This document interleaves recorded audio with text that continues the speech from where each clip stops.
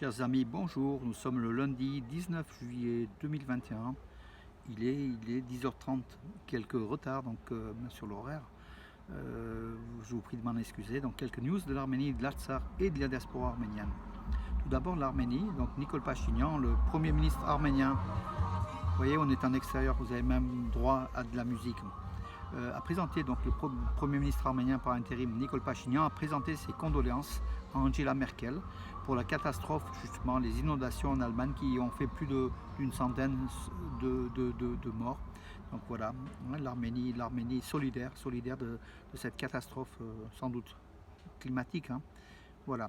Avant de partir d'Arménie, le Charles Michel, le président du Conseil de l'Europe, avait visité aussi, en plus du mémorial de Dzierżoniów, du génocide arménien, il avait visité aussi le Khor-Virap, la fosse profonde, où, lieu emblématique du christianisme arménien, où le Saint-Père des Arméniens, Soup Nikol Savoric, avait été retenu durant 13 années dans cette fosse et échappé par le miracle de la grâce divine, donc sorti de cette fosse au bout de 13 ou 14 ans. Bon, l'histoire arménienne se confond aussi avec des passages un petit peu légendés, mais c'est beau et c'est l'histoire, c'est notre patrimoine. Donc Charles Michel a appris les racines, les fondements du christianisme arménien, l'Arménie qui en 301 est devenu le premier État au monde, à déclarer le christianisme comme religion d'État. Voilà, d'autant plus important pour Charles Michel que Charles Michel, après Yerevan, s'est rendu en visite officielle à Bakou. Il a été reçu autour d'une table par Aliyev, le président Ilham Aliyev. On ne sait pas la teneur des discussions entre l'Europe, Charles Michel et le dictateur Aliyev, mais on sait que l'Azerbaïdjan voudrait des fonds européens pour la reconstruction des zones occupées de l'Artsakh. Voilà.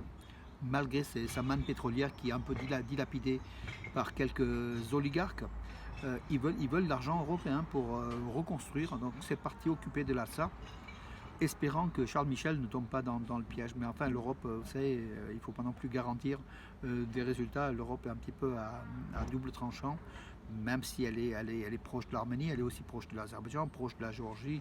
Voilà. Hier, le dimanche, hier, au vernissage, donc vous connaissez donc à Yerevan, au centre d'Erevan, 70 tapis importés de l'Artsakh ont été exposés, on dit au soleil, donnés au soleil. Ils ont été donnés au soleil, c'est-à-dire qu'ils ont pris la lumière du soleil, et puis une belle exposition de 70 tapis qui sont d'une beauté extraordinaire. Voilà. Nikol Pachinian a reçu aussi hier Noubar Afeyan, qui est l'un des PDG de Moderna. Donc il a discuté des problèmes de développement en Arménie et peut-être pourquoi pas la vaccination totale, je ne sais pas. Donc en tout cas peut-être la construction de laboratoires ou d'autres. Noubar Afeyan est engagé sur plusieurs projets avec l'Arménie et notamment le projet vous savez, avec Ruben Vartanian, le projet de Aurora. Donc il est je crois l'un des coprésidents. En tout cas, c'est une très belle visite après Eduardo Ornekian, la présence de Noubar Afeyan en Arménie, d'une Arménie après les élections législatives. Ça démontre un petit peu l'intérêt des Arméniens de la diaspora à vouloir soutenir et investir dans cette Arménie qui ne demande que ça, qui va être un progrès économique important, suivant les économistes d'Arménie sur les 5 prochaines années, de l'ordre de 7% par an, ce qui est énorme. En Coupe d'Arménie des échecs à Sochi en Russie, l'Arménien Haik Mardirosyan, qui a que 21 ans, a battu l'Azéri Shartiyar Mamedariov, qui était numéro 3 mondial de la FIDE il y a 2 ans de cela. Donc l'Arménien s'est imposé sur la première partie, sur cette Azérie. Très belle victoire de l'Arménie.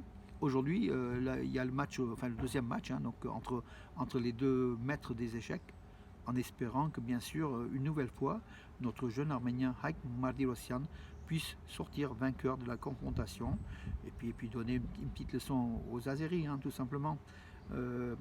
Voilà mes amis, écoutez, j'ai fait le tour de l'actualité pour d'hier et aujourd'hui ce matin.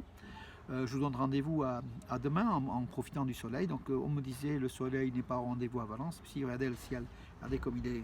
Voilà, c'est le soleil et la chaleur, mes amis.